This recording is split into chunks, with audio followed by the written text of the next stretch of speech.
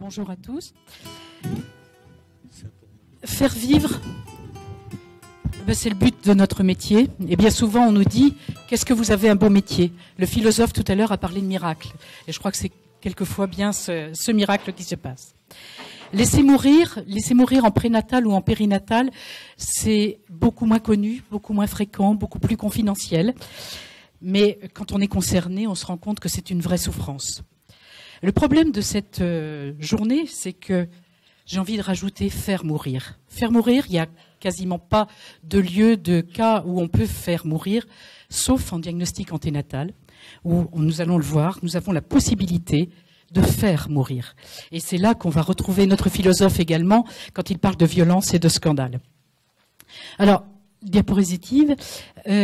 Pour vous situer un peu le sujet, j'ai envie de vous donner quelques chiffres. Les gens n'ont pas toujours conscience. En France, j'ai pris les chiffres de 2017, nous avons eu 767 000 grossesses, accouchements, naissances, plus exactement.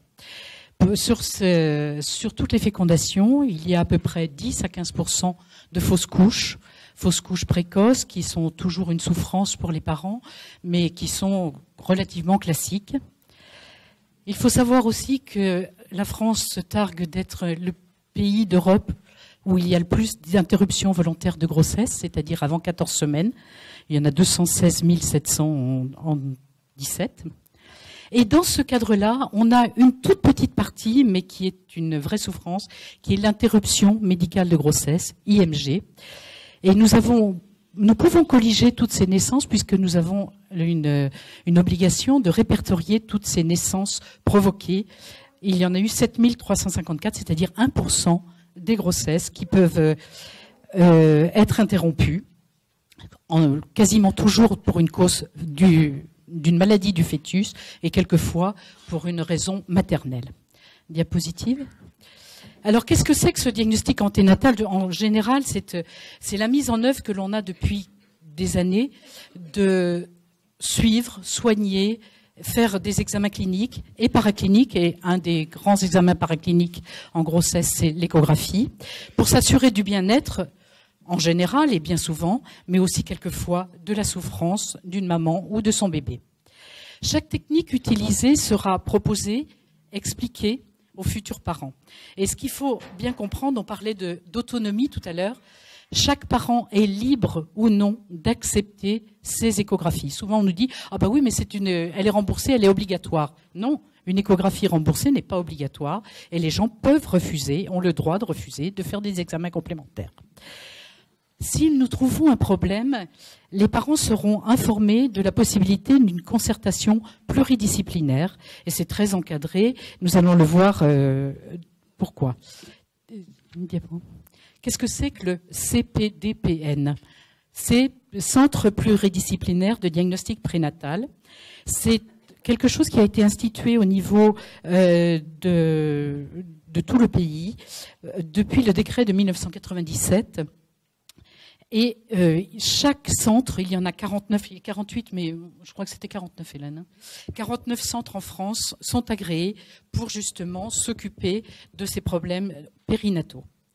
C'est l'ensemble des connaissances cliniques et biologiques dans le domaine du diagnostic prénatal. Alors, il peut y avoir les chirurgiens pédiatres, il peut y avoir des généticiens, des pédiatres et animateurs, des obstétriciens, des psychologues, des psychiatres, etc. Je crois que toutes les spécialités peuvent être touchées par ce diagnostic. Ce centre collige à peu près 2 à 3% des naissances en France. Et nous avons une réunion hebdomadaire de concertation. À Saint-Étienne, c'est tous les mardis soirs, mais chaque centre a son jour de réflexion avec une discussion de tous les intervenants. Alors, quelle est la place de ce CPDPN? Eh bien, c'est une place très importante pour les parents, pour qu'ils aient ce sentiment de sécurité. Ils ne sont pas seuls. Ils ont un problème. Ils ne sont pas en tête-à-tête qu'avec leur médecin qui leur a annoncé quelque chose de grave. Mais une équipe va se réunir, une équipe va parler, une équipe va discuter et va les accompagner. Le médecin qui va trouver un problème anténatal, par exemple en échographie, va se relier à ce centre pour ne pas lâcher les gens dans la nature.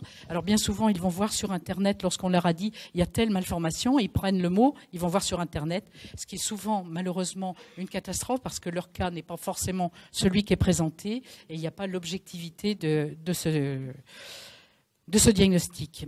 Donc il faut se relier entre nous.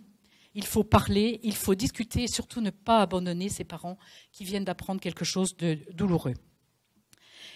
Se relier, ça doit être dit aux parents. Ils doivent savoir que nous sommes en concertation les uns les autres, que nous discutons avec eux et sur leur cas et que nous leur donnerons une réponse. Et ça, je crois que c'est indispensable pour pouvoir passer de cette première annonce qui est un traumatisme pour les parents quand il y a une malformation à cette construction qu'il va falloir faire avec ce futur enfant. Et ça, c'est très difficile, qu'ils vivent ou qu'ils ne vivent pas d'ailleurs. Mais il faudra reconstruire complètement ce projet de vie avec eux. Donc, nous avons vraiment un énorme travail avec beaucoup de dossiers toutes les semaines. On a, je ne sais pas, une trentaine de dossiers par semaine à peu près à discuter. Je pense que à Clermont-Ferrand, c'est à peu près la même chose. Alors, quelques statistiques. 90% des enfants en France ont une échographie, ont un suivi. Donc vous voyez qu'on a une couverture assez extraordinaire et assez une des premières, je pense, sur l'Europe. 60% des malformations peuvent être diagnostiquées en prénatal, ce qui veut dire que nous ne sommes pas une assurance tout risque et que les gens croient toujours que parce qu'on fait une belle écho, on va tout voir, ce qui n'est pas du tout le cas. Et dans toutes ces malformations, toutes ces pathologies qu'on va trouver, qu'une infime proportion sera engagée dans la discussion d'une interruption médicale de grossesse.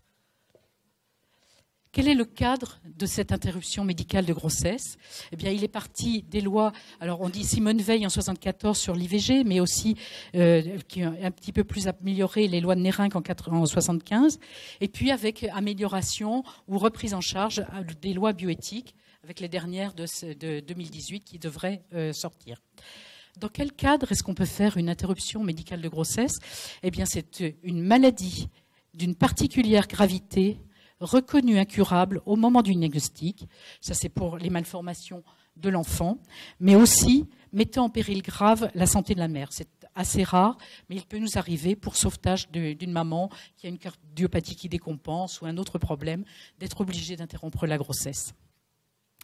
Dans le cadre de l'IMG, il y a quelque chose de très précis, très très important, c'est que c'est une décision de la femme. C'est chaque patiente, alors on met bien sûr le couple, c'est évidemment, mais c'est la femme qui va demander cette interruption.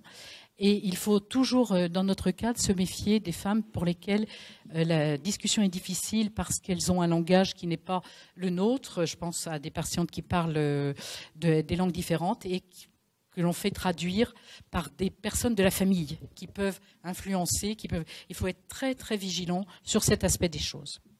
Quelque chose de particulier à la France, c'est la possibilité d'interrompre la grossesse jusqu'au jour de la naissance. C'est-à-dire qu'on peut à tout moment interrompre une grossesse dans la loi. Mais il faut savoir aussi, on en a parlé un petit peu précédemment, que l'on peut nous refuser cette interruption, si les gens le demandent, dans certains cas. Ce n'est pas très souvent, mais ça nous arrive quelquefois de refuser la demande d'interruption de grossesse. Mais dans ces cas-là, on dirige en général les parents vers un autre centre pour qu'ils aient un deuxième avis. Donc c'est une clause de conscience aussi que nous avons dans notre centre. Comment ça se passe au niveau de l'interruption médicale de grossesse? Eh bien, lorsqu'il y a une cause fétale, c'est l'accord de 2 médecins qui sont référents, qui sont notés au niveau du ministère comme étant référents, qui font partie d'un centre de diagnostic prénatal, dont un gynécologue obstétricien qui fera en général l'acte d'interruption lorsqu'il y a un problème fœtal.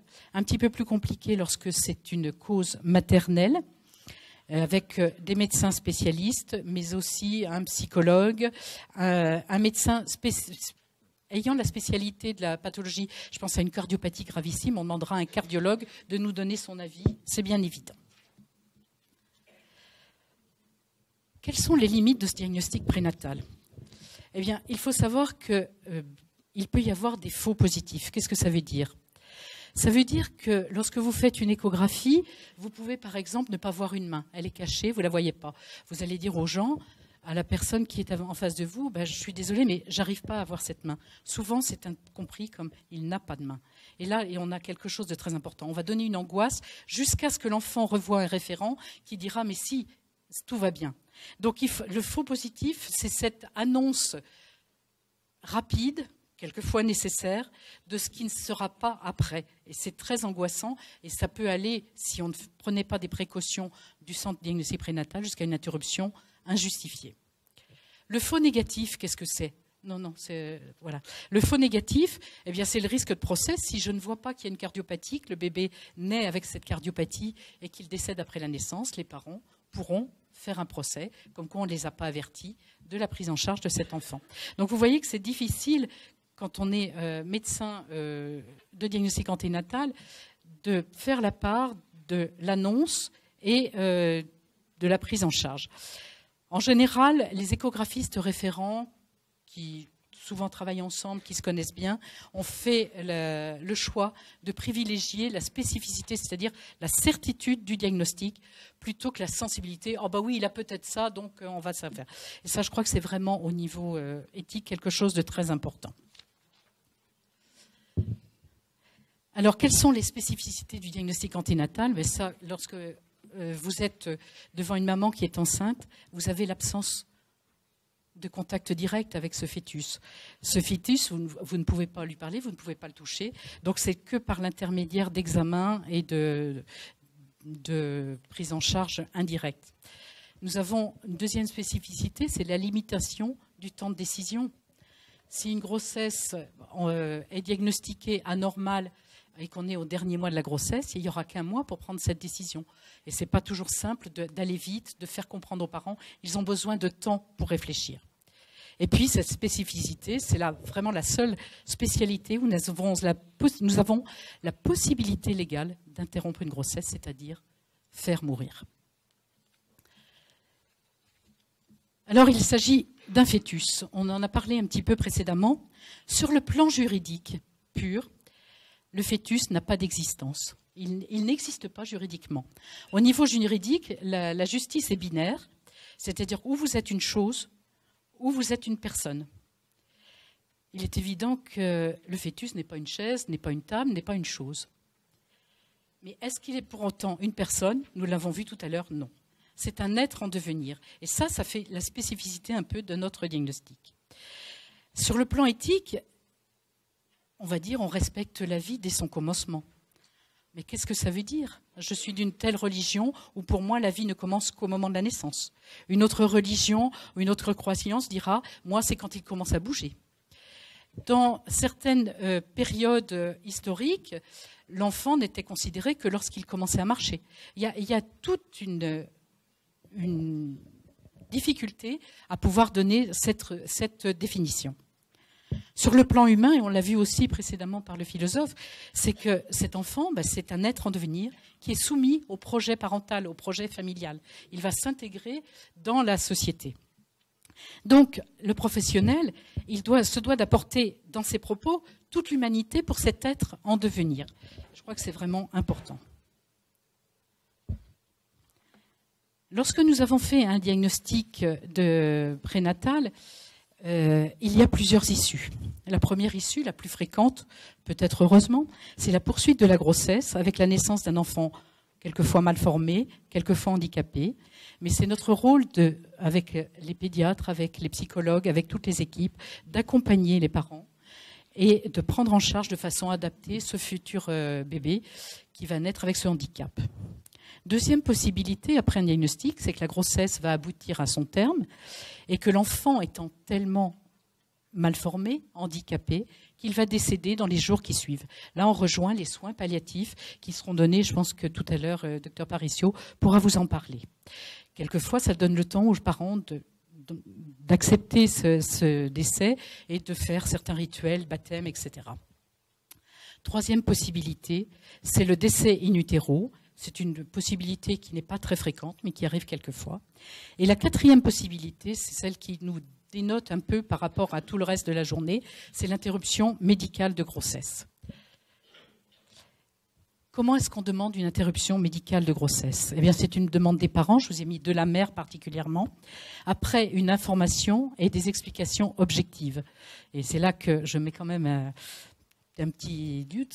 Comment est-ce qu'on est objectif lorsqu'on connaît la pathologie, quand on connaît les difficultés? C'est à nous d'être vraiment, essayer d'être le plus neutre possible en présentant les affaires. Il ne faut pas se faire trop d'illusions.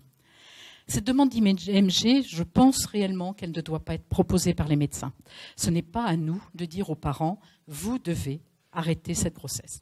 Je pense que c'est à eux de comprendre. Alors, il faut leur dire que c'est une possibilité pour les gens qui n'ont pas la connaissance de la loi, mais je pense que c'est pas en première intention. Oh, bah, c'est pas grave, vous allez l'interrompre et puis vous en ferez un autre. Chose qu'on entend beaucoup moins, mais qu'on a entendu très souvent. Donc, c'est l'intérêt du centre de diagnostic prénatal avec l'assurance d'une concertation de tous les membres de l'équipe.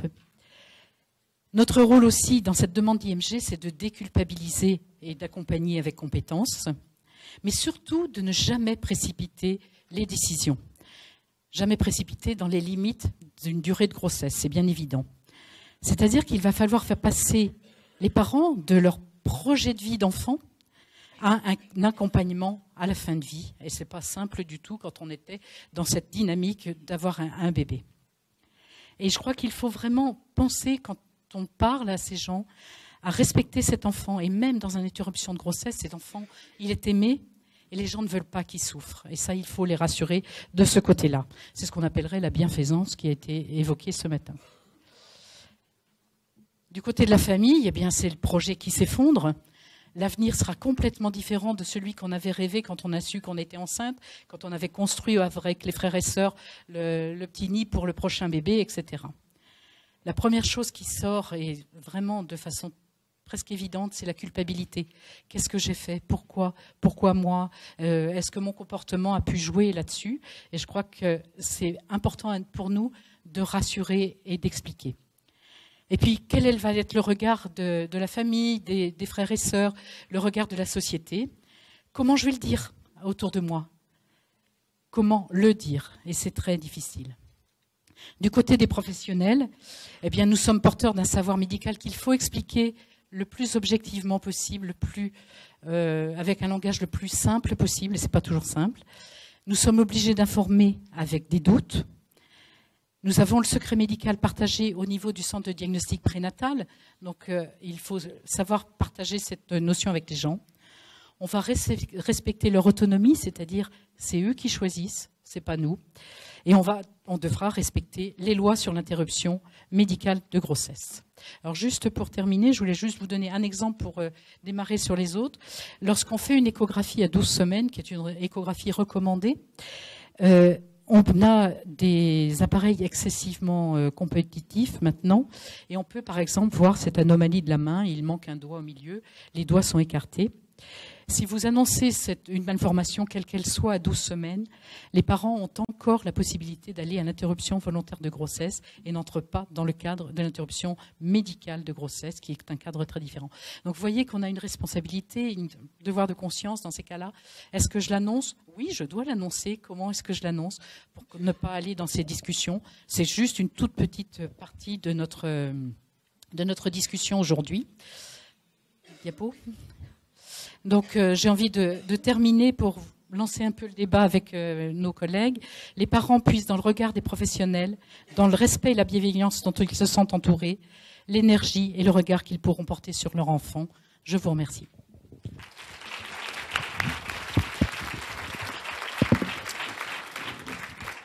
Je ne sais pas si on a le temps un petit peu à une ou deux questions. J'aurais peut-être quand même un commentaire pour Marie-Noëlle.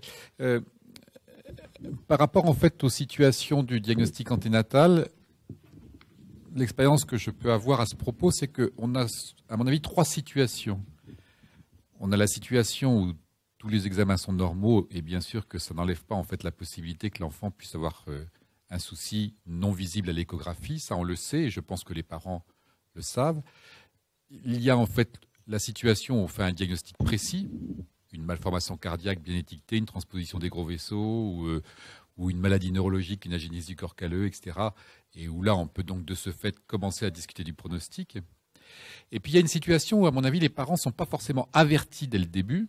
Et là, ça pose un problème parce que comment leur demander d'être autonomes dans une décision s'ils ne sont pas avertis? C'est la situation où on voit des choses, où on sait dire que ce n'est pas comme d'habitude. Et pour autant, en fait, et de ce fait, on n'a pas forcément un diagnostic. Et pour autant, en fait, on est obligé de faire l'information aux parents de ce que l'on voit. Et ça, je trouve que c'est une situation extrêmement difficile, qui pour moi est presque une limite du diagnostic prénatal. Et là où je veux en venir dans ma question, c'est que je me demande si le corps soignant fait suffisamment d'informations sur la possibilité de se trouver dans cette situation avant qu'on embarque en fait les parents dans le diagnostic prénatal. Et là, ça pose un petit peu un problème parce que si on ne les informe pas exactement de ce qui peut arriver avec ce diagnostic prénatal, on peut finalement emmener les parents dans une situation qu'ils découvrent et ça va être extrêmement difficile de leur demander d'être autonomes dans une décision à partir de là. Qu'est-ce que tu penses de cette... Je peux n'être que d'accord avec ce que tu dis. Simplement que lorsqu'on commence à dire, écoutez, voilà, il est possible qu'on ne voit pas, les gens en général, certains diront, on arrête tout, je ne veux pas savoir. Bon, ça c'est relativement facile. Et puis il y a d'autres qui diront, oui, mais essayez de trouver des examens pour mieux savoir et tout. Et on arrive quelquefois jusqu'à la naissance avec des doutes, et même après la naissance. Et nos pédiatres, quelquefois, vont essayer de lever les doutes qu'on avait avant. Mais malheureusement, ça fait partie de notre diagnostic. Et on ne peut pas y échapper. Alors, il faut quand même rappeler que plus de 95% des grossesses sont normales. Et donc, oui, voilà. Et en fait, c'est vrai, mais c'est une question morale que nous avons tous en prénatal, cette question-là, Thierry. Parce que, qu'est-ce que l'on fait? Est-ce que dès lors qu'une femme est enceinte, on lui dit « Attention, madame, vous savez que dans 2 à 3% des cas, il peut y avoir quelque chose dont on ne sait pas ce que ça va devenir. On embarque les patientes dans des complexités alors qu'elles devraient être sur leur petit nuage à être enceintes et avoir 98% des bébés qui sont bien. Et pas casser les liens maman-bébé qui se mettent en place déjà en anténatal. Donc c'est vraiment un problème qui nous ennuie beaucoup, beaucoup, beaucoup. Et ça s'est mis en exergue, entre autres, par le dépistage de la trisomie 21. Qui est rendu obligatoire. Allez, on peut dire ça comme ça. Il n'est pas obligatoire, mais dans les faits, il est mis à disposition de tout le monde. Et donc, dès que la patiente est enceinte, on lui dit « Madame, avez-vous pensé à ?» Et voilà, et on commence les soucis d'une grossesse qui doit être... Voilà. J'insiste pas, mais ça fait partie du débat en même temps. Là, je crois qu'il y a vraiment un problème éthique. Alors, anecdote personnelle. Ma fille, en fait, de 30 ans, a été enceinte il y a 2 ans. Elle a donné naissance à un petit Grégoire qui va parfaitement bien. Elle a découvert ce que c'était les marqueurs sériques une fois qu'on lui avait fait. Ben oui, c'est pas normal, mais ça s'est passé. Elle est fille de pédiatre, fille d'anénatologue, et en plus, elle a été suivie par des gens tout à fait compétents. Et bon, elle n'était pas, je pense, elle est peu avertie des problèmes de santé parce qu'elle n'exerce pas dans le domaine de la santé. Mais c'est pour dire que c'était en 2016. En 2016. Une femme, bon, c'est ma fille, s'est trouvée en fait à découvrir ce que c'était les marqueurs sériques. Et alors, bon, du fait, je vais aller un petit peu plus loin, je vais me dévoiler un petit peu, du fait qu'elle a des fortes convictions en fait, religieuses, pour elle, il était de toute façon inenvisageable d'envisager une interruption médicale de grossesse s'il y avait une trisomie 21. Bon, voilà, c'est comme ça. Et donc, elle s'est sentie un peu trompée, quelque part. Et alors, on discutait en fait de la bienfaisance et de l'autonomie par notre conférence en philosophie. Quelque part, en fait, je pense qu'on ne lui a pas donné les clés pour être autonome dans ses choix. Et là, il y a vraiment un problème éthique. Enfin, ce n'est pas forcément que les gens étaient malveillants, mais je pense que nous, soignants, comme vous l'avez dit à l'instant, c'est quasi obligatoire. Enfin, on est pris dans des spirales parfois où on en oublie des choses assez essentielles, qui est que nous, on doit rester neutre. On doit faire une information et on doit permettre, en fait, dans un monde idéal, ou peut-être idéal, on doit permettre aux gens de devenir autonomes dans leurs choix.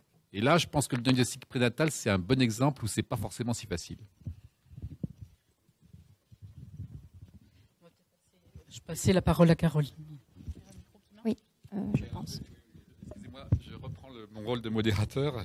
Donc, on va passer donc au deuxième exposé, qui est donc un exposé effectué par le docteur Parizio, qui est donc médecin pédiatre dans l'équipe du professeur Hugues Patural, qui est donc médecin en néonatologie et en réanimation pédiatrique, et donc qui est confronté à des situations de soins palliatifs en périnatologie.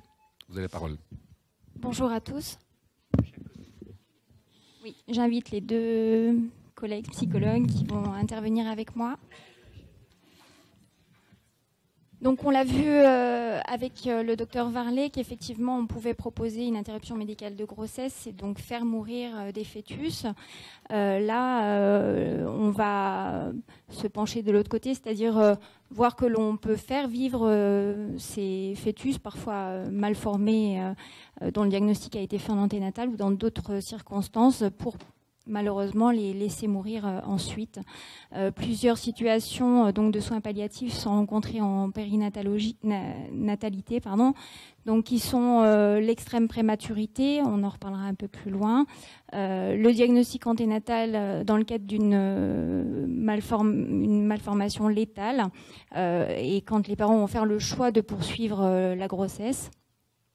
Dans les services de réanimation néonatale où des situations d'asphyxie périnatale vont conduire à des soins palliatifs et un décès du nouveau-né et des situations plus imprévisibles à la naissance. Donc, dans le cadre d'un diagnostic anténatal, on a vu que les grossesses étaient suivies sur le plan échographique et ces échographies vont permettre de déceler de temps en temps des malformations qui sont létales. Dans cette situation, donc, soit la grossesse va prendre fin seule par un décès in utero du fœtus, qui est quand même assez rare, soit deux solutions sont possibles, soit poursuivre la grossesse et accompagner le nouveau-né jusqu'au décès, et c'est ce dont on parlera dans les cas cliniques après, soit interrompre la grossesse avant le terme, avec ou sans féticide, et ça, c'est l'IMG.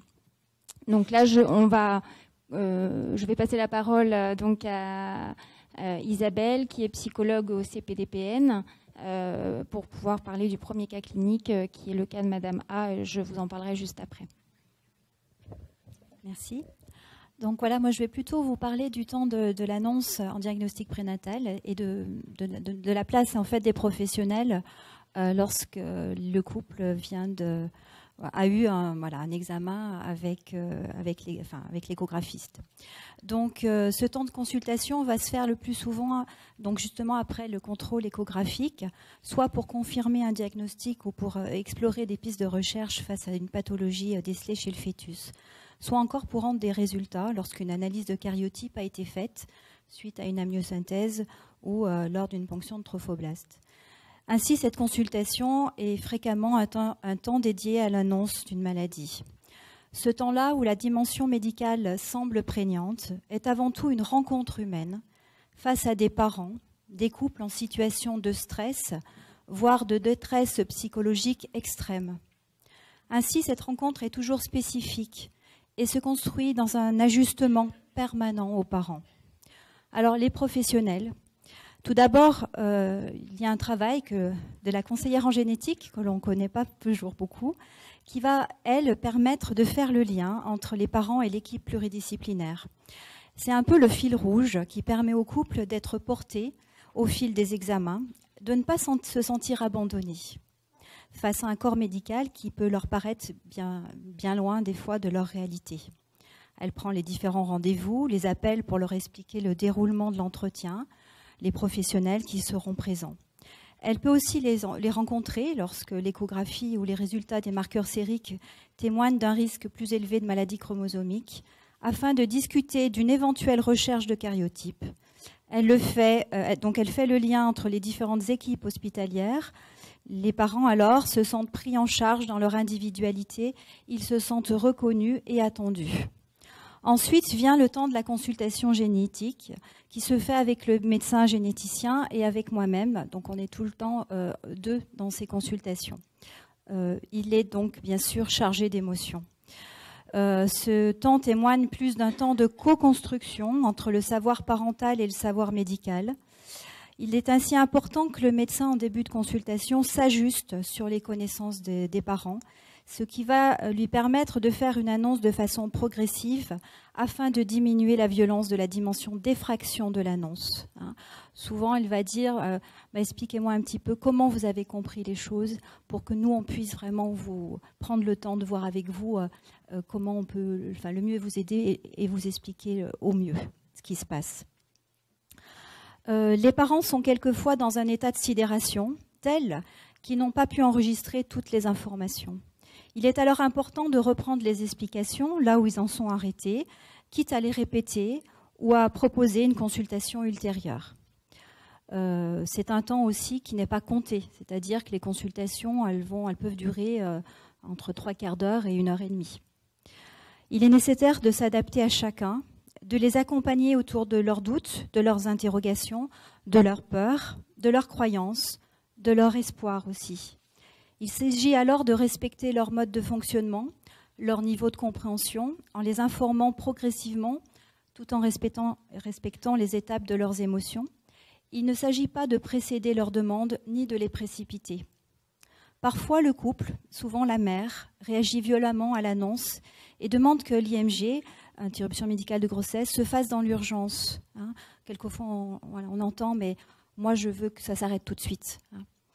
La référence au temps, comme le disait Marie-Noëlle, et de la décision collégiale chaque mardi qui accepte ou non l'interruption médicale de grossesse demandée par le couple permet un temps d'attente nécessaire à une réorganisation psychique des parents afin d'éviter le passage à l'acte.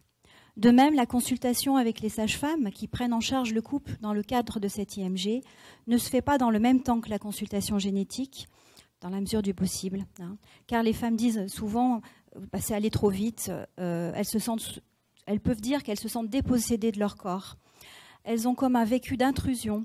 Elles disent qu'on leur a volé leur grossesse. C'est des mots qui sont forts.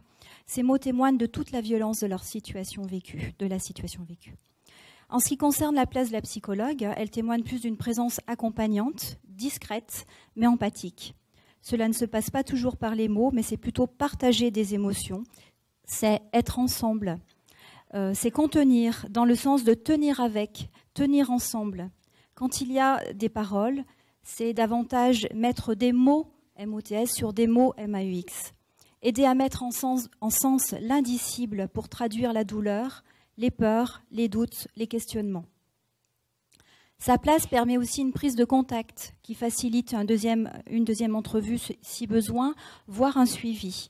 Une partie de l'histoire a déjà été évoquée devant le psychologue ou la psychologue, et le couple qui a partagé un peu de son intimité se sent reconnu dans son individualité, ce qui est plus sécurisant. Une partie du sentiment d'étrangeté ressenti est alors apaisée. Physiquement, trouver une juste place entre le couple et le médecin n'est pas anodin. Il ne s'agit pas d'être trop près du médecin pour éviter l'effet d'une présence trop massive du corps médical, ni trop près du couple qui pourrait être vécu comme intrusive. Voilà, je me mets entre les deux en fait. Le temps de présentation aussi est important. Je me présente toujours en expliquant que ma présence est habituelle, que j'assiste aux consultations avec le médecin ou avec la conseillère en génétique pour démystifier ma présence. Les parents comprennent alors qu'ils ne sont pas seuls, que d'autres couples ont vécu le même parcours.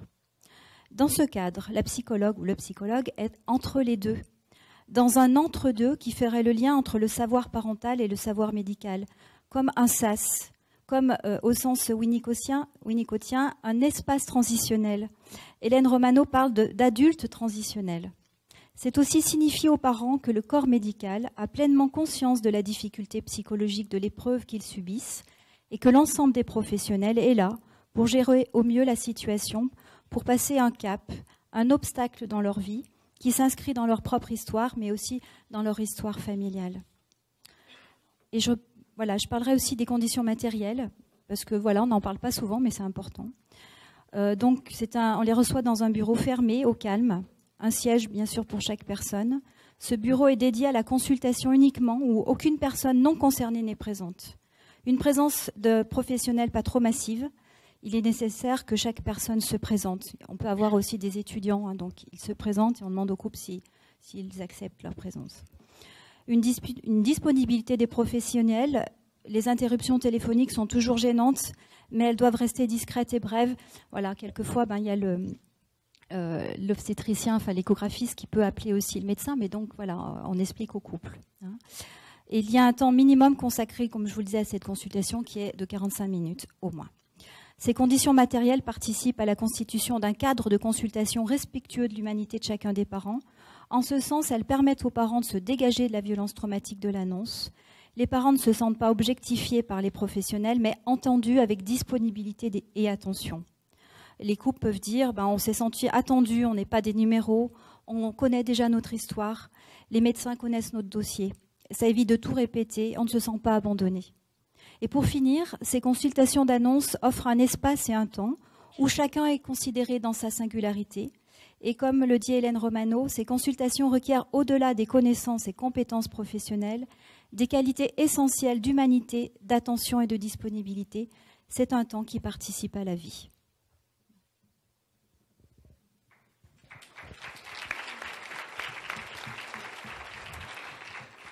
Donc, dans le cas présent, cette maman de 34 ans entamait sa deuxième grossesse, avait un enfant en bonne santé. Les parents étaient cousins germains, sans antécédent familial connu. Et c'est lors d'une échographie dès 12 semaines qu'une malformation létale a été vue, donc celle d'une acranie chez cet enfant. Donc la malformation a été confirmée par un deuxième échographiste expert. Et donc ce couple a été vu pour l'annonce avec l'équipe dont on vient de vous parler. Et donc plusieurs choix étaient possibles pour ce couple.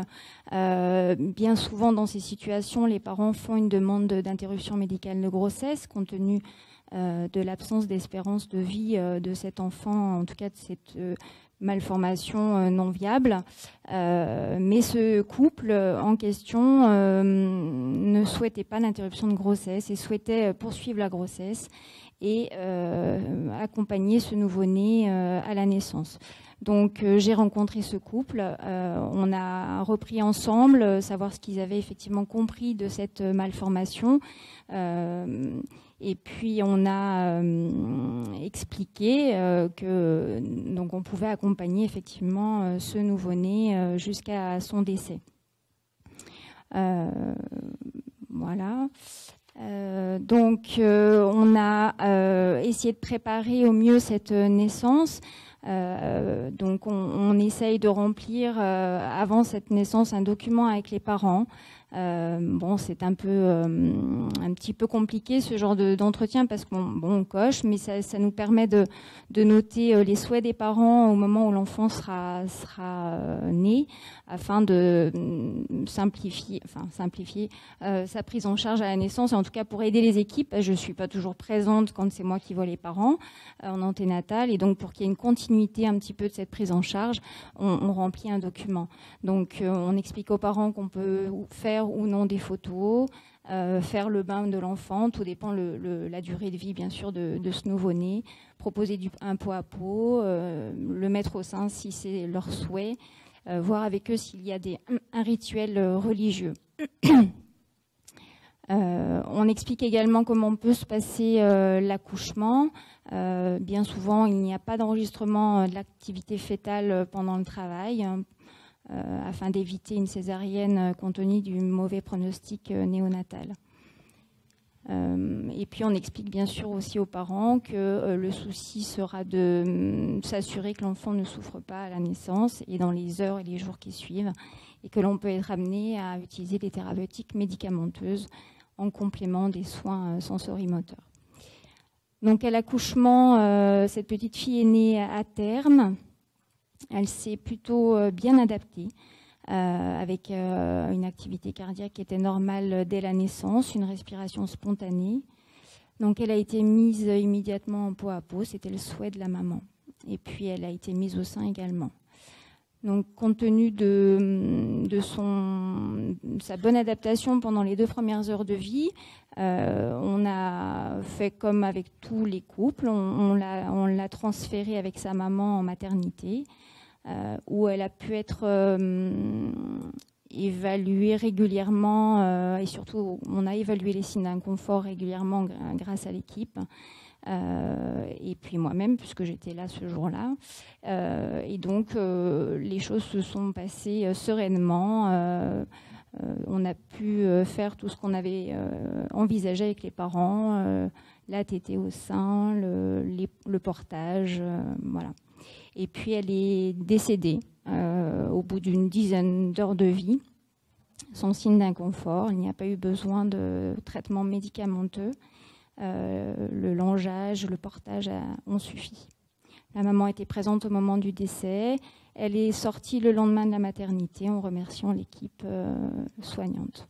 Je ne crois pas qu'elle ait été revue ensuite. On avait laissé la possibilité de revoir ce couple, bien sûr, mais ils n'ont pas souhaité. Le deuxième cas, c'est celui d'un cas bien différent d'un soin palliatif en réanimation néonatale. Donc cette maman avait déjà 2 enfants. La grossesse actuelle était bien suivie sans particularité. Là, les échographies anténatales étaient normales, avec une présentation céphalique, une grossesse parfaite. Donc la mise en travail a été spontanée à terme. Durant l'accouchement, il y a eu des anomalies tracées à la pose de l'anesthésie péridurale avec des ralentissements sur un rythme qui était mini-oscillé. Donc il a été décidé d'une césarienne en urgence code rouge. Donc code rouge, ça veut dire une extraction fétale le plus rapidement possible. Dans les 10 minutes, c'est l'idéal. Sous-âgé. Et on a mis en évidence au moment de la césarienne un hématome rétroplacentaire. Donc un petit garçon est né en état de mort apparente, au poids de 1400 grammes, avec un APGAR qui est un score d'adaptation du nouveau-né à 0, ce qui voulait dire qu'il n'y avait ni activité cardiaque, ni activité respiratoire, ni réactivité.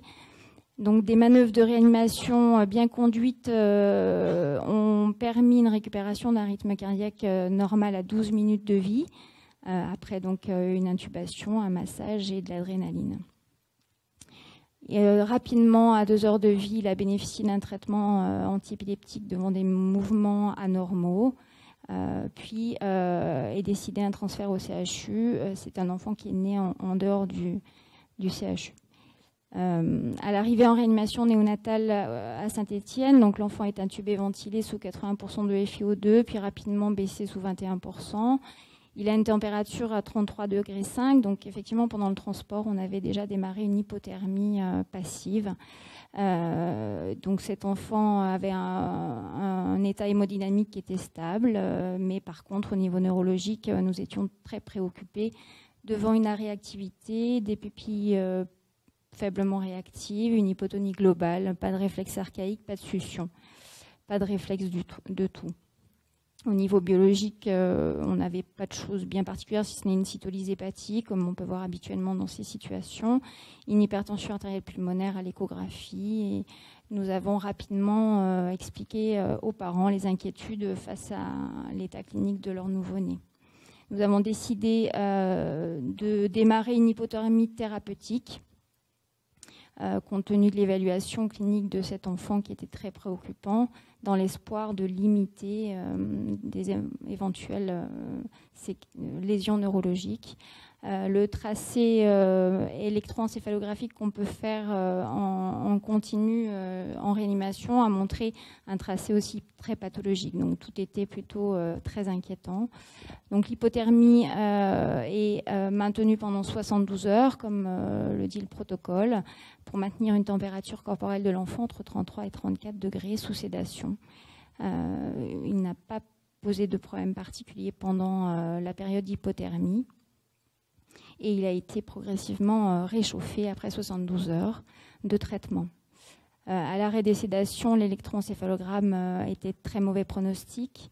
L'IRM cérébral a confirmé des lésions ischémiques sous-corticales diffuses avec une atteinte des noyaux gris centraux.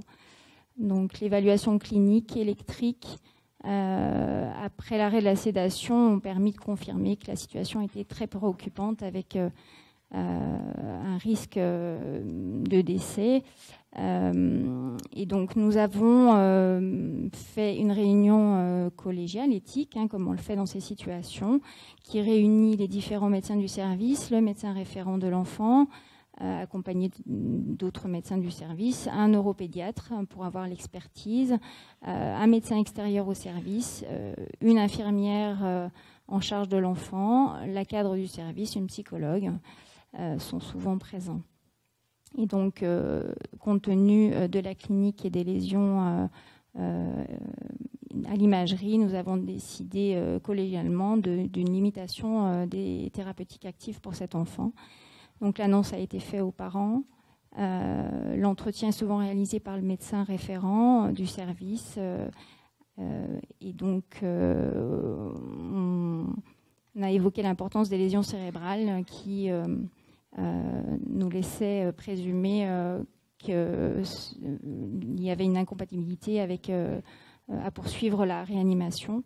Et devant un accord des parents, en tout cas, ils avaient bien compris la situation, nous avons décidé d'extuber cet enfant qui est décédé rapidement dans les bras des parents. Donc ces cas cliniques illustrent notre besoin de réflexion sur l'accompagnement que l'on peut proposer en situation de décès prévisible ou non en période néonatale. Et surtout, ces réflexions, on les a depuis, au départ, surtout dans les contextes de grande prématurité. C'est souvent ces situations qui nous posent beaucoup de questions et qui nous ont amenés au CHU à essayer d'élaborer un protocole de prise en charge. Alors, protocole, j'aime pas trop ce mot dans cette situation, parce que chaque situation est bien particulière, mais il a fallu quand même travailler sous forme de protocole pour aider les équipes du CHU qui rencontrent ces situations finalement un peu plus souvent, mais aussi les équipes de maternité de périphérie qui sont un petit peu, peut-être un peu moins à l'aise. Donc on a eu un travail pluridisciplinaire avec des sages-femmes, des pédiatres, des auxiliaires, des puéricultrices, des obstétriciens, des psychologues, des assistantes sociales, afin de mettre en place un document qui nous aide à prendre en charge ces nouveau-nés. L'objectif, c'est d'avoir une attitude plus respectueuse du nouveau-né, d'améliorer notre prise en charge en considération de la souffrance des parents, en leur permettant d'accompagner la vie de leur enfant, aussi courte soit-elle, les informer et les associer aux décisions prises et favoriser leur travail de deuil. Donc les 4 situations que j'avais nommées au départ sont l'extrême prématurité. C'est des situations qu'on rencontre très souvent dans notre CHU.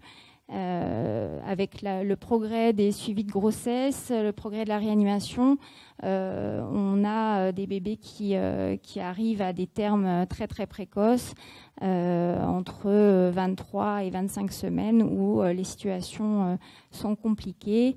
Et même si on arrive à faire beaucoup de miracles avec nos gestes de réanimation, à faire survivre ces bébés, on sait que les séquelles sont très importante, surtout quand on est entre 23, 24, 25 semaines. Et donc là se posent des questions de accompagnement et c'est des décisions qui sont prises avec les parents. Voilà. Donc, on essaye d'anticiper avec un entretien anténatal du pédiatre avec le couple. Dès qu'il y a une confirmation d'un décès certain, ou en tout cas à risque de décéder à la naissance, donc il faut bien s'assurer de la bonne compréhension de la situation et de l'absence de thérapeutique curative possible. Donc le choix, quand il y a une échographie anténatale anormale, est soit une interruption médicale de grossesse avec féticide ou poursuivre la grossesse avec un accompagnement palliatif comme on l'a vu. Donc on recueille le souhait des parents, la fiche suit la maman jusqu'à l'accouchement et on peut proposer plusieurs entretiens si nécessaire.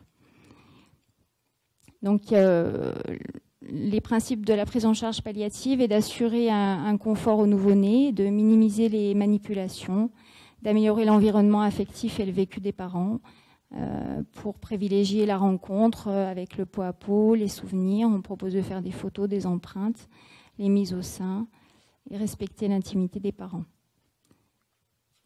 Et on utilisera, mais c'est finalement assez rare en maternité ou en salle de naissance, d'utiliser des traitements médicamenteux si les soins de confort sont insuffisants.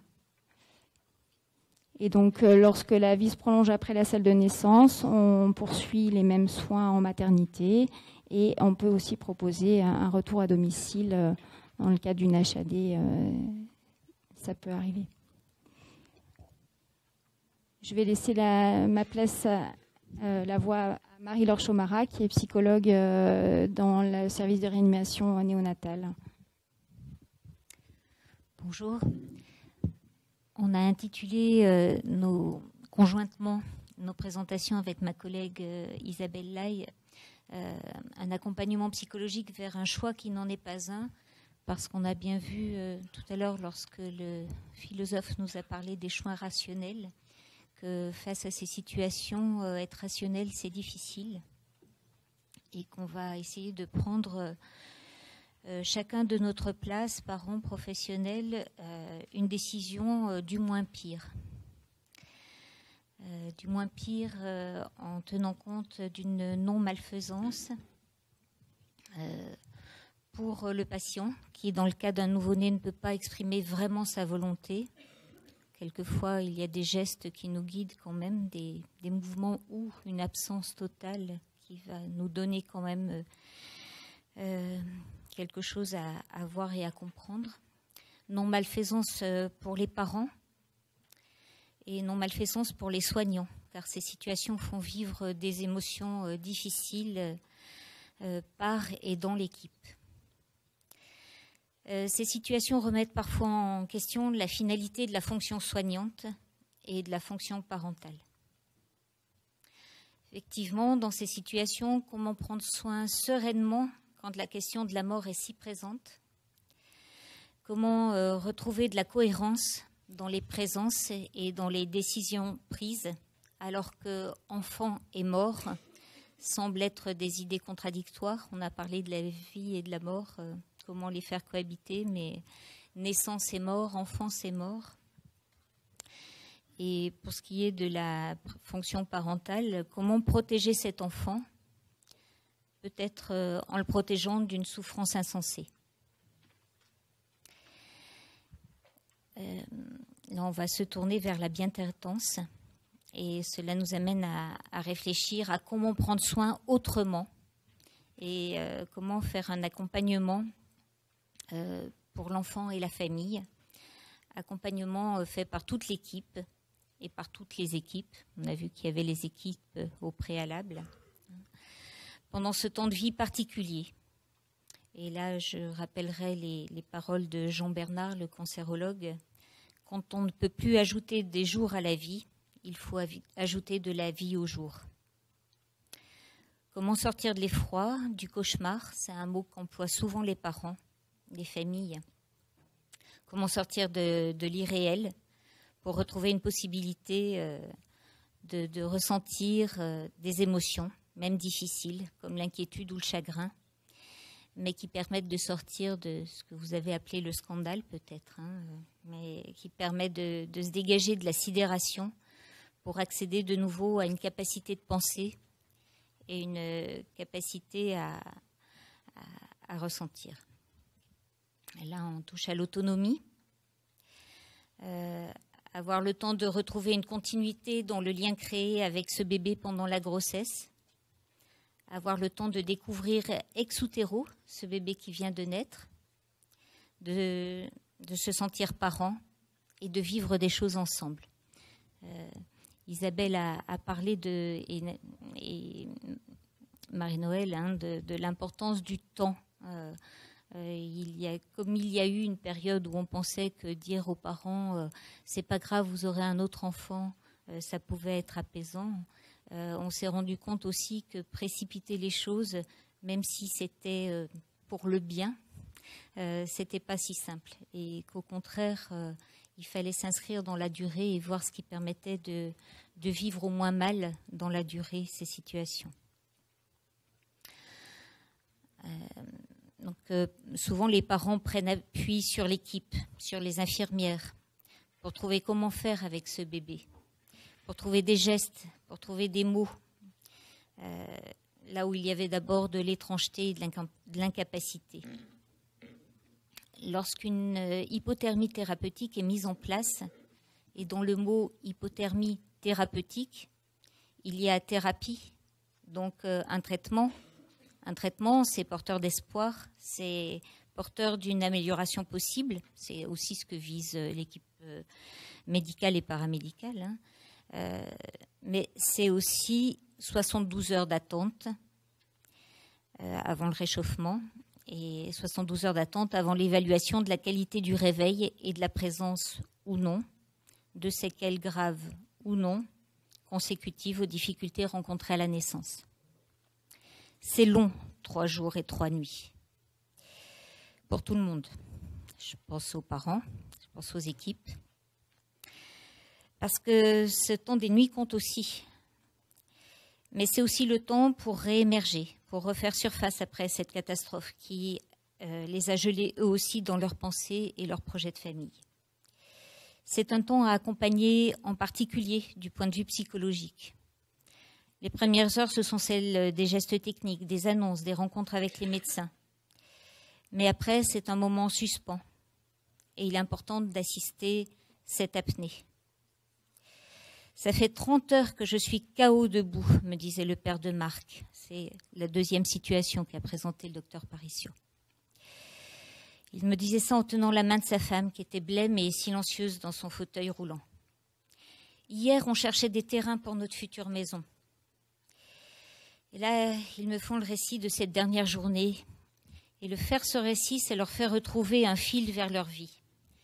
C'est une histoire qu'ils racontent à moi, mais aussi à eux. Et ça leur permet de reconstruire une temporalité. Petit à petit, Madame vient elle aussi ajouter un mot par-ci, un mot par-là, pour compléter ce que disait son conjoint. Et le récit s'est bientôt fait à 2 voix. Ils se parlent parfois entre eux, ils se questionnent l'un l'autre pour préciser des moments de flou, puis ils reviennent vers moi dans le souci que je comprenne de quoi ils parlent, de leurs soucis pour leur fille de 3 ans, confiée comme prévu aux grands-parents pour partir à la maternité.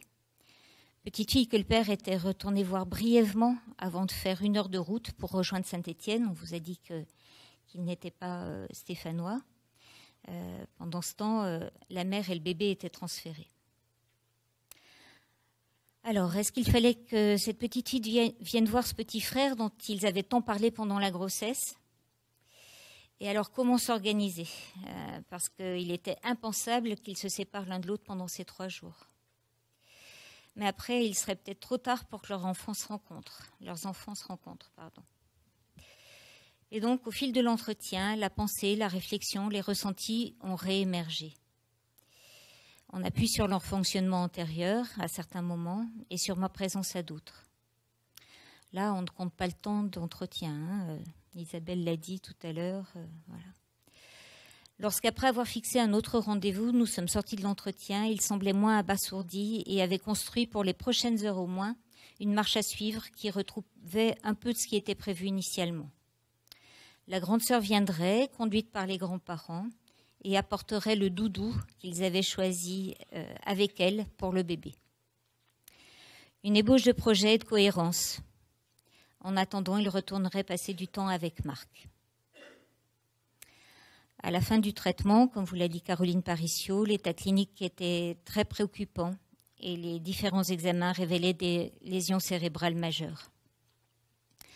La décision collégiale a été d'accompagner Marc par des soins palliatifs et d'arrêter les thérapeutiques actives.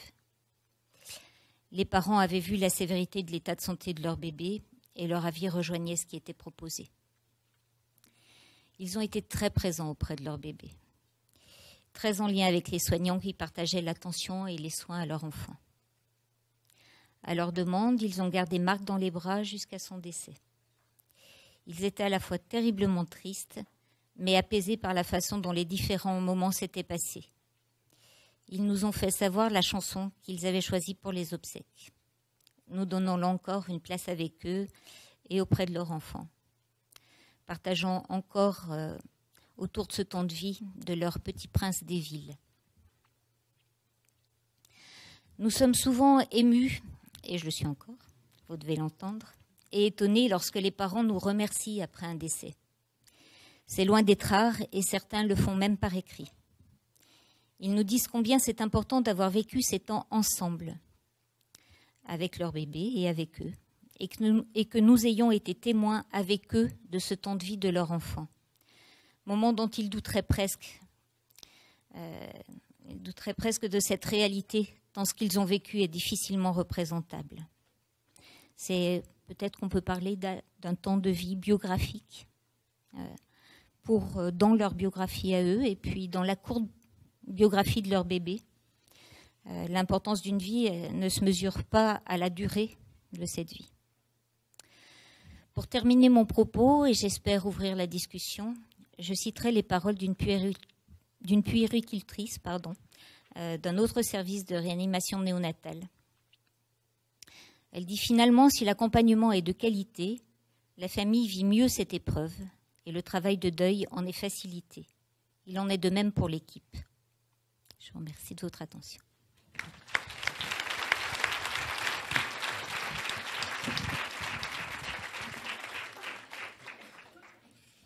Je vous remercie donc de tous ces témoignages évidemment très, très forts. Je ne sais pas s'il y a des questions dans la salle, parce que je pense que l'intérêt aussi de ces journées, c'est de poser des questions.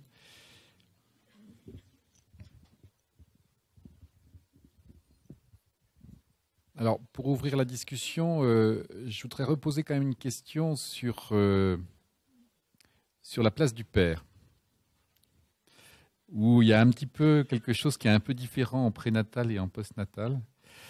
Est-ce que la demande d'interruption médicale de grossesse est formulée par la mère? Et c'est la signature de la mère.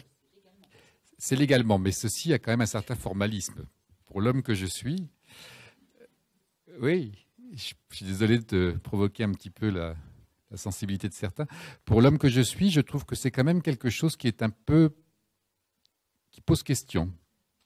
Parce que finalement, bon, on est tout à fait d'accord que la femme porte le bébé et que c'est elle qui est concernée dans l'intégrité de son corps, quelque part.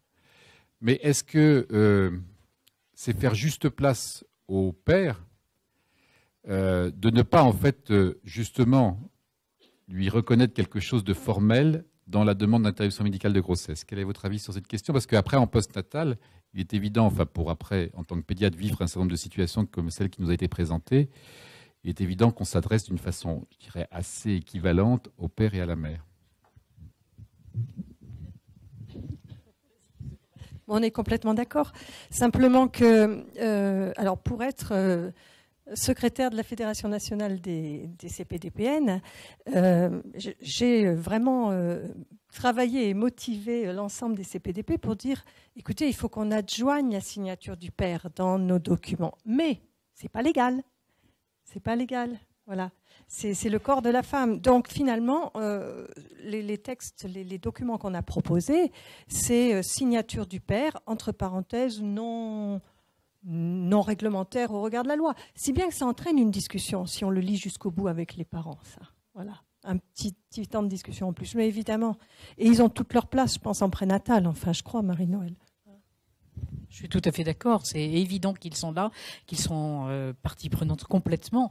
La situation est quelquefois, je vais être un petit peu à contre-courant, la situation est quelquefois difficile sur des couples qui ne sont pas d'accord et que je crois que c'est pas toujours simple. Où il y a des femmes qui sont seules, il n'y a pas de père.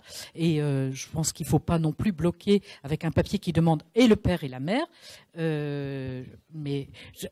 Oui. Et on voit aussi, et on devrait dire parents, parce qu'on voit de plus en plus des couples de femmes. On n'a pas encore vu des couples de pères, mais voilà. Donc voilà, alors c'est vrai que j'ai eu la réflexion une fois. Alors nous, on est très souvent confrontée, puisque c'est souvent le médecin qui, enfin, dans la consultation, qui donne ce papier. Et il y a beaucoup de papas qui sont vraiment vexés, hein. Alors, quelquefois, eh bien, ils signent à côté. Enfin, voilà, on va pas leur dire non, ça serait très violent, mais on leur explique du coup. On leur dit, on comprend bien. Et d'ailleurs, les consultations, on demande toujours au couple, si possible, d'être présent, hein.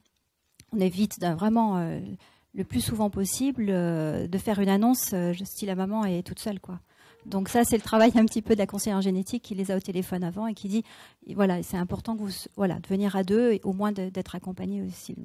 Voilà, le conjoint n'est pas là, d'être accompagné, quoi, avec quelqu'un de confiance, parce que c'est terrible, quoi, que la mère puisse en plus, voilà, assumer ça.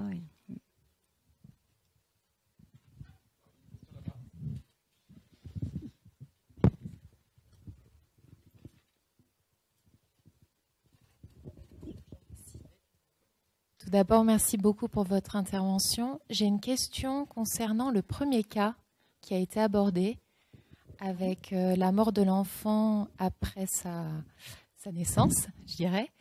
Est-ce que, enfin, j'ai pas très bien compris s'il y avait une question éthique autour de ce cas.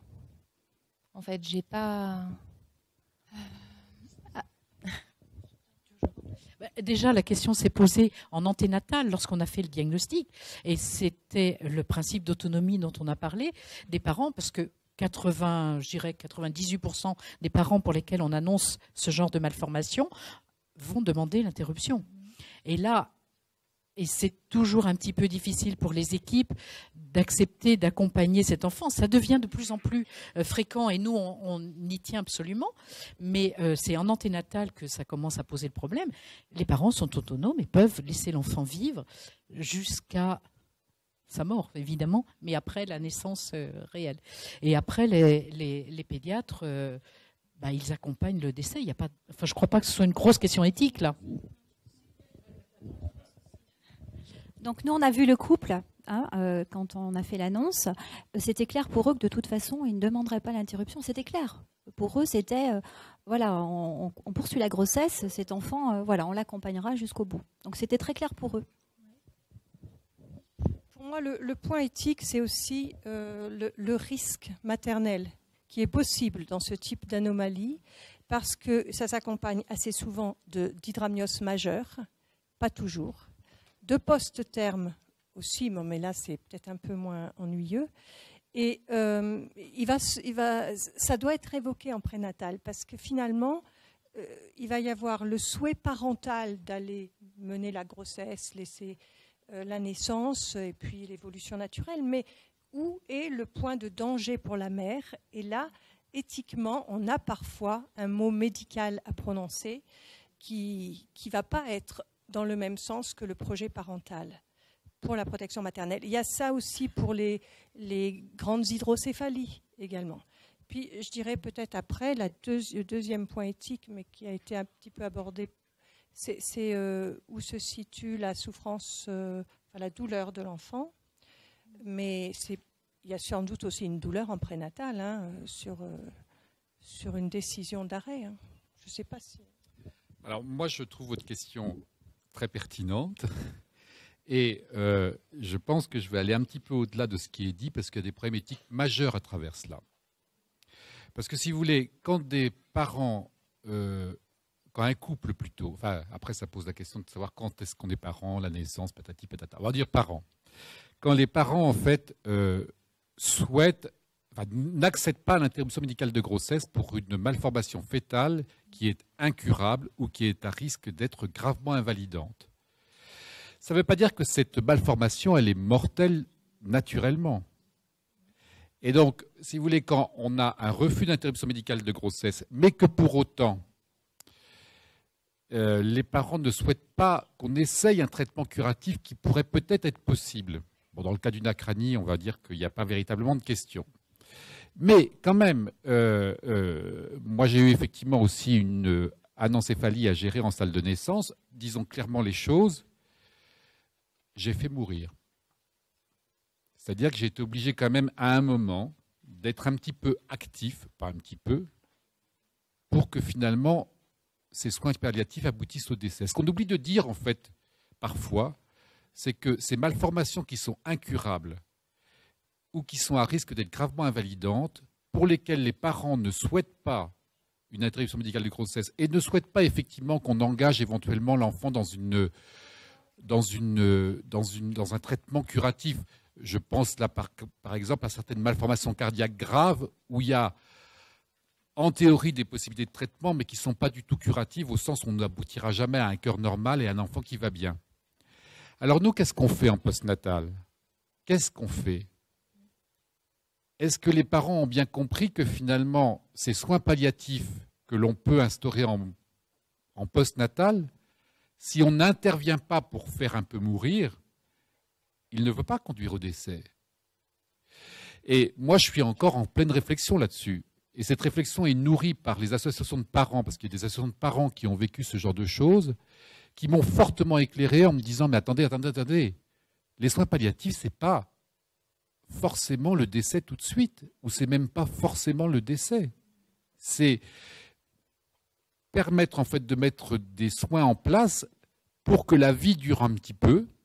Et ils m'ont expliqué que pour eux, tout ce qui était gagné en temps, en termes de vie, était très important.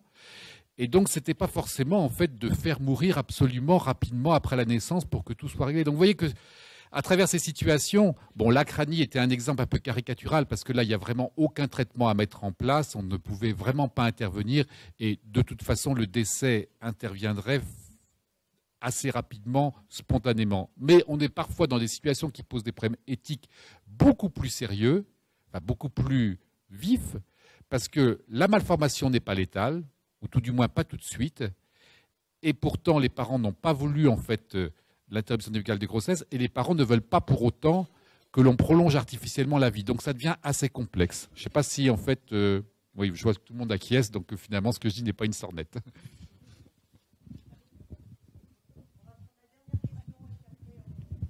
C'est juste pour poser une question par rapport à ce que vous venez de dire. Vous dites que parfois en salle de naissance, vous êtes obligé d'être un peu actif. Ça veut dire quoi précisément? C'est euthanasie du bébé qui vient de naître? Non, ça veut dire qu'en fait, on met en place une sédation dont on sait qu'elle va avoir un double effet. On sait qu'elle va avoir effectivement un effet apaisant pour l'enfant d'abord, et aussi peut-être pour les parents de ne pas voir de signes physiques de souffrance du bébé, mais que celle-ci peut précipiter le décès. Et que, quelque part, en fait, est-ce qu'on est vraiment dans notre rôle lorsqu'on fait cela? Oui, parce qu'on apaise, et quelque part, ça peut quand même être notre rôle de soignant, mais peut-être pas oui dans une accélération d'un processus qui ne va pas forcément tout de suite spontanément vers le décès, et que nous, on accélère. Je ne sais pas si vous voyez cette vous accélérez, c'est ça? Forcément, oui. Parce que, enfin, moi, je suis médecin en soins palliatifs, donc je connais la sédation profonde et continue, les modifications de la loi, etc., Claes-Leonetti. Mais je trouve que quand vous parlez et que vous dites on doit être actif, eh ben, ça mérite que vous précisiez ce que vous venez de dire là, suite à ma question. Parce que dans l'esprit de certaines personnes, il me semble qu'on pourrait croire que vous êtes pro-euthanasie. Et je trouve ça profondément choquant. Non, je ne suis pas pro-euthanasie, c'est bien. C'est pas contre vous, c'est par rapport à la façon dont vous le dites. Mais je trouve que là, on est vraiment dans le débat. Oui, bien sûr. Mais je débat aussi, je ne vous attaque pas du tout. Non, je ne me sens pas attaqué, je vous rassure. Je ne me sens pas attaqué.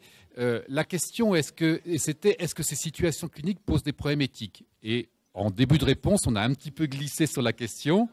Et je me suis fait un peu l'avocat, en fait, de oui, ça pose un vrai problème éthique. Qu'est-ce que j'ai fait? J'ai fait en fait une administration de morphinique pour calmer la douleur de cet enfant qui avait des signes physiques au niveau de son visage et de son corps de douleur, mais en même temps prescrire de la morphine à un bébé qui vient juste de s'adapter à la vie extra-utérine, qui n'a pas en fait d'assistance respiratoire et pour lequel on ne va pas développer d'assistance respiratoire. J'avais conscience que mon traitement allait accélérer quelque chose qui est l'apnée et qui pouvait conduire à l'arrêt cardio-respiratoire. Voilà ce que j'ai fait en pratique.